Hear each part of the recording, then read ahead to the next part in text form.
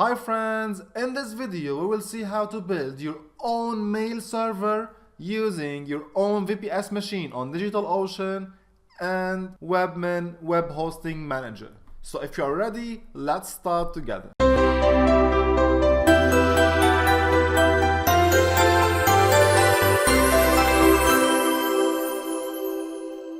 In order to follow up with me in this course, you need two main things: a DigitalOcean account and a domain name, because we are going to create our VPS machine on DigitalOcean.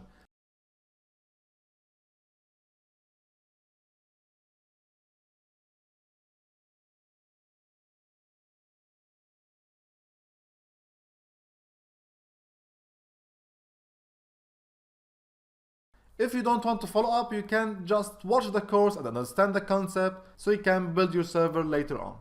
Let's start by creating a new droplet and installing virtualmin on Ubuntu 18.0. Let's start by creating a new droplet here. Just select Ubuntu and let's go down. I will select this configuration, it's okay, that's enough. And select a region and go down. Let's give it a name, as an example vmin, and click create. Now let's wait a little bit for the droplet to be created. It may take several seconds. Alright, so here we are. This is the machine created and this is the IP address. Let's copy the IP address and we have to access it using putty, using SSH protocol.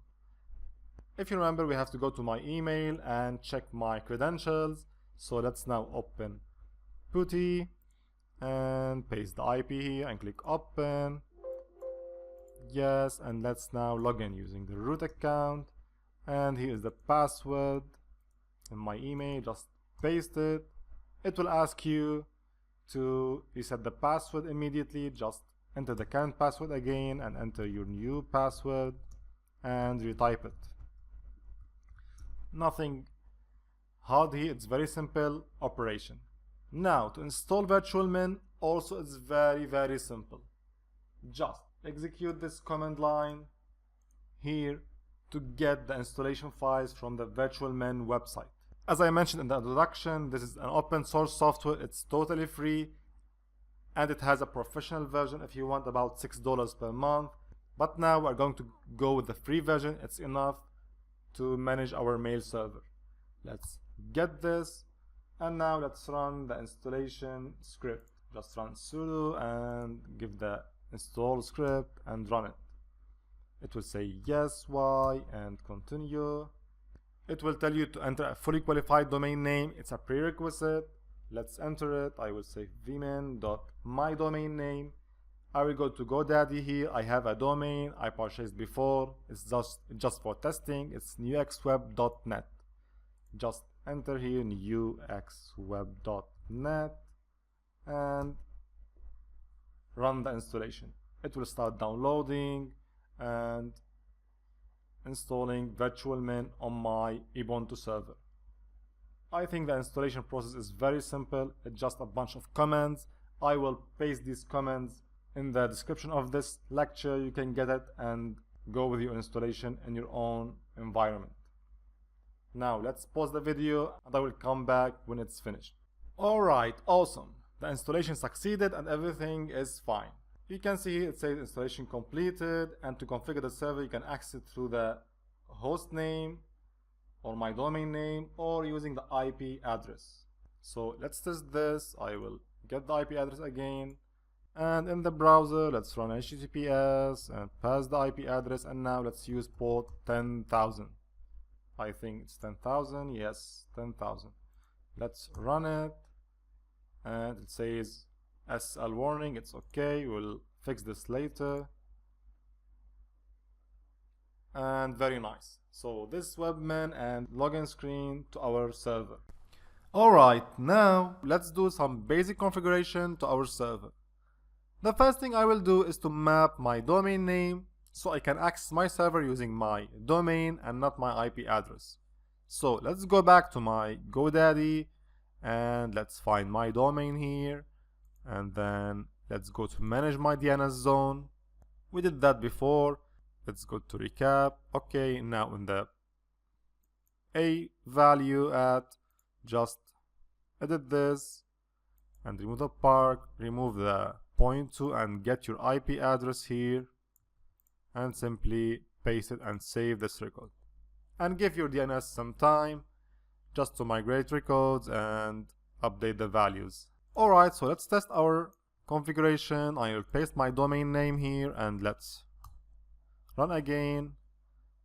And very nice. Now we can access our web server using my domain name. It's newxweb.net. Of course, your domain name will be different from me. It's my testing domain name. Okay, now let's log in. To log in, you use the root credentials that you entered when we installed our server for the first time. Let's log in. And the first time you log in, it will ask you for a post-installation wizard. It's some basic configuration you have to set to your server. So let's go with this wizard, click on next, and the first thing it asks you about some options to optimize your performance. Like it asks, do you want to preload virtual min libraries? If yes, it will be faster, but it will use more memory. I will use this for me because I have about 1 GB or 2 GB of memory. It's enough for me. If your server is somehow about 500 MB or you don't have enough resources, you can turn both off if you want. I will keep those yes for me for high performance and click on next. Now the second option is if you want to enable the virus scanning. It's very important to enable virus scanning if you are using your mail server. So even if it uses about 600 MB of memory, it's good to enable this. Click on next. Also, the spam assassin is very important. It's a spam filter for your mail server. So also I will enable this and click on next. Maybe if you are using your web server for hosting only websites, maybe you will not use spam filter. But since we are going to use our mail server and create emails and send and receive emails, it's very important to enable the spam filter. Here you can enable or disable database servers. Here we have two types of servers. We have MariaDB MySQL server and PostgreSQL server. So if you are not willing to install any websites, any databases on this web server, you can turn both off. If you are going to use only for emails, only as a mail server, you can turn those off. But if you want to install a certain website, maybe like WordPress, maybe your PHP website, maybe another website, you have to enable these types of databases if you are using both. For me, I will install only WordPress for testing later on in this course, so I will enable only MySQL server. I will not use PostgreSQL, so you can turn it off. Click on next, and here you can set your MySQL password. This is the password. Let's copy it and save it in a notepad just to use it later on. This is the MySQL password. Alright, saved on the desktop. Pass. Alright, let's minimize and continue. I think it's somehow simple.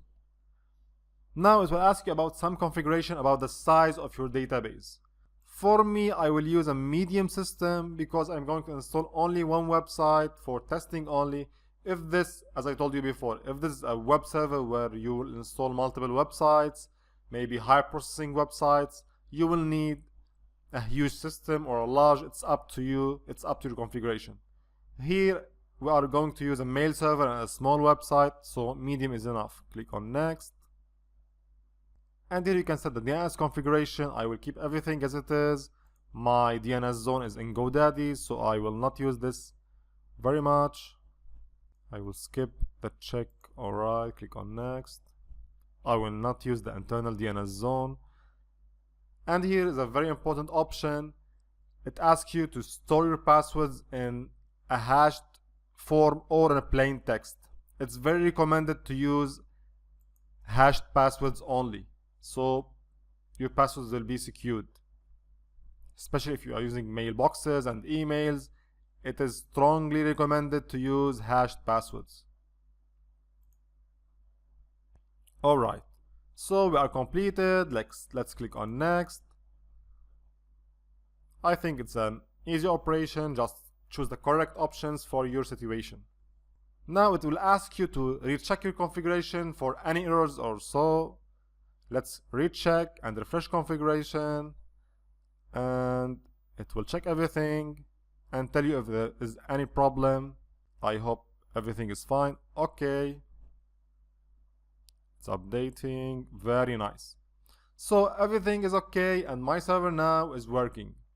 We are ready to create an account, mailboxes, and test everything and much more. So let's start by creating a virtual server. You can think of a virtual server as an account in cPanel. You have to create a virtual server, give a domain name, and then inside that virtual server you can create accounts, mailboxes, and so on. So simply click on create virtual server, and here we are. Enter your domain name. I will use the same domain name of my server. You can use another one if you want, but let's now keep this testing domain name so we can continue. Set a description if you want, and let's set the administrator password for this account or for this virtual server.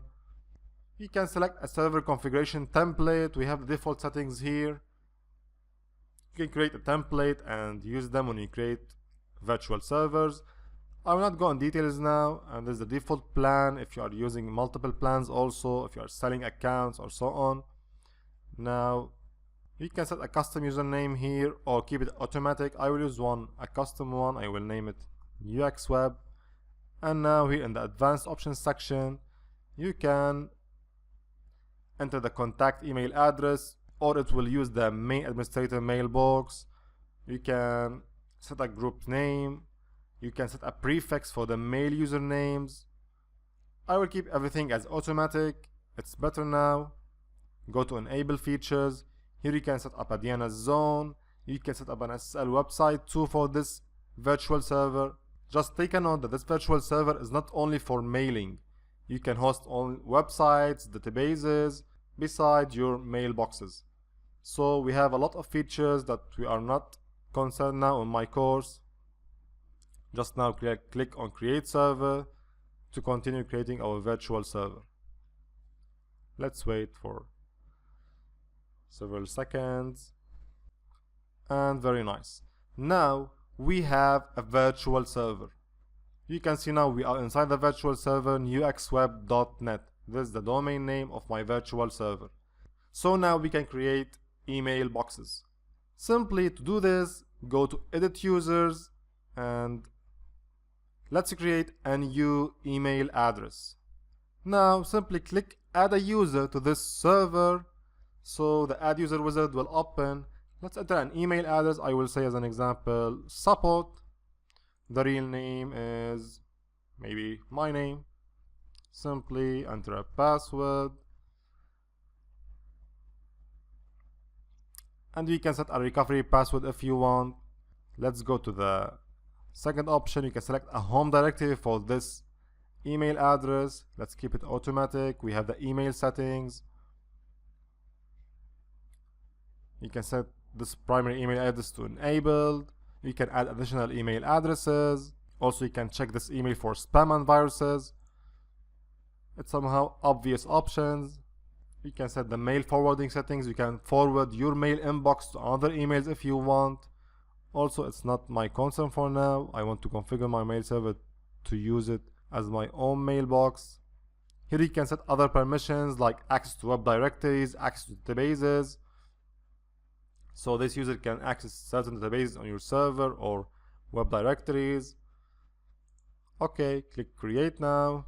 It's very simple. And here we are.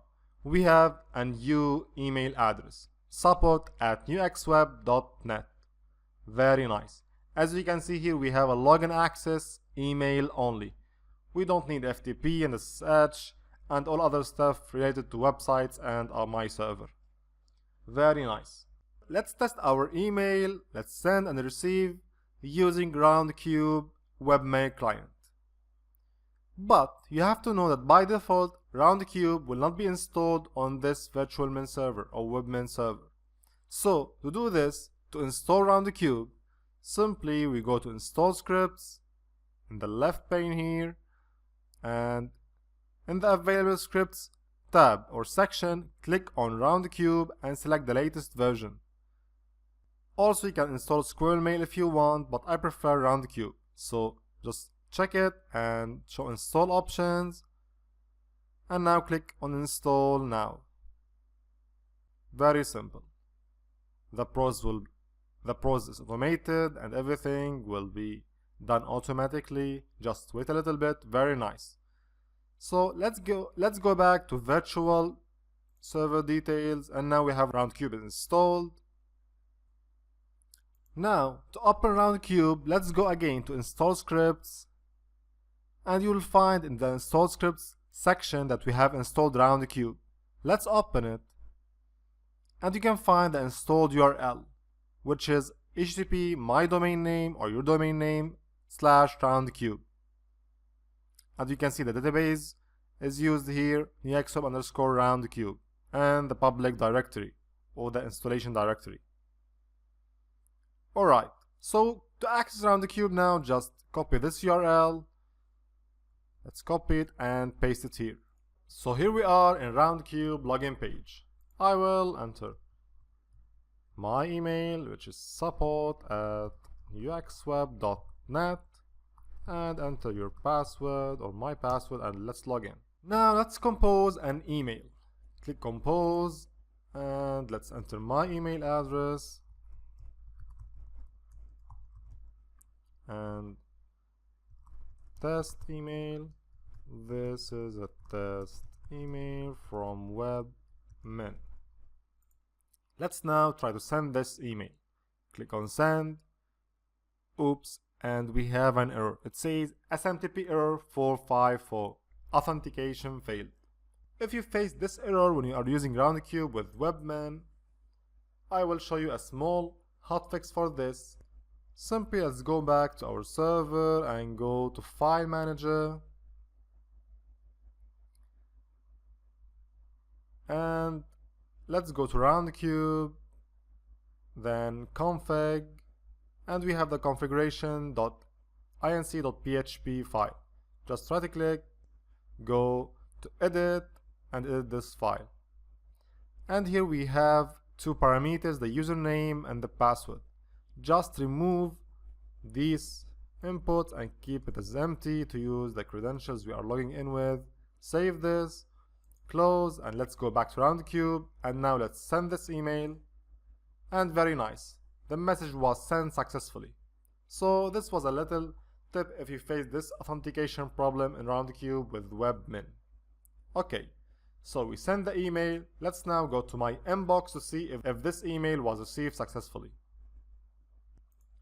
So let's open Gmail and open my inbox, and it may be in the spam folder. It's okay because we didn't configure SPF and DKIM codes. Okay, open the spam, and here we are. This is support@nextweb.net. Let's open it, and here is my email sent from my own mail server. Hi friends, congratulations on building your own mail server. If you are interested in deeping inside mail servers more, learning more concepts, how to avoid spams, SPF, DKIM, and learning different techniques in building mail server, you can check my 3-hour course, premium course on Udemy from the link in the description. You can get it now for only $9.9 for limited time. So check the link if you are interested.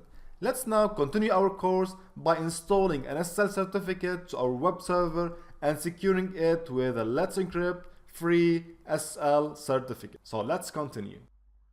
So the first thing you have to do in your server, let's go and click Edit Virtual Server. Here we are. Let's go now down and click on Enabled Features, and be sure to check Apache SSL website enabled. Just check it and click Save Virtual Server. Very simple till now. Now your server will refresh. Just wait a little bit. Now, from the server configuration, there's the second step, go to Manage SSL Certificates. This option will not appear except if you enable Apache SSL in the first step. So let's click on this. And now we have multiple options. You can create a signing request for a certain authority. You can create a self-signed certificate, which is not recommended, except if you are testing. You can update a certificate and a key if you have already one. You can choose a certain certificate authority. Now we need Let's Encrypt, because we need a free certificate. You can see these are the domains associated with this virtual server. This will be encrypted with the SSL certificate. You can set also the renewal will be automatic, or you can set a period where you want to enable manual renewal. Now click on Request Certificate. Let's wait a little bit. And awesome. As you can see now, everything is okay and we have a new certificate for our domain name. So let's go back to virtual server summary and let's now try to access our website again using HTTPS with a new certificate. I will open now Firefox browser and let's try to access my server again. And very nice. As you can see now, our server is secured with a full SSL or a trusted SSL certificate from Let's Encrypt. You can see this here. Very nice. I hope this lecture was helpful. If you need any help, if you face any error while doing anything, configuring your server, please contact me and I'll be with you anytime. Alright, now I will show you how to connect to your mail server through Outlook. I know I already showed you that in the cPanel section, in the mail in the box section, but I like every time to show you everything, so if we face a problem, to understand and to know how we resolve it. So simply, let's go down here and go to email settings and go to mail client configuration. You can see here we can configure auto configuration. I will say yes, enable it, and click on save. Very nice. Let's wait, and here we are. Now the mail client configuration is enabled. I will open Outlook 2016 and try to connect to my mail server. So let's go to file here in Outlook and click add account. And let's enter my name and my email address, txweb.net, and simply enter your password and click on next. Let's wait. And awesome. As you can see, everything was automated. Just enter your email and password and everything will be configured automatically. Click now on finish, and now here is my account. We can work normally with Outlook. As you can see, we have an email sent by my Gmail account. So here how you can enable auto configuration in your webmin or your virtual min server and connect through Outlook. Awesome! Congratulations on finishing this awesome video. Now you learned how you can build your own mail server using your own VPS machine and Webmin web hosting manager system. I hope you got some benefit and the course was helpful for you. Please, if you need any help, comment below or contact me directly on my website or my Facebook page. And please, if you're interested, don't forget to check my premium course in the description. You will get premium support if you enroll in that course. Thank you for following. If you like the video, don't forget to subscribe to our channel, to like the video and to press on the bell for notifications. You can also view our other lectures. Thank you and see you in other videos.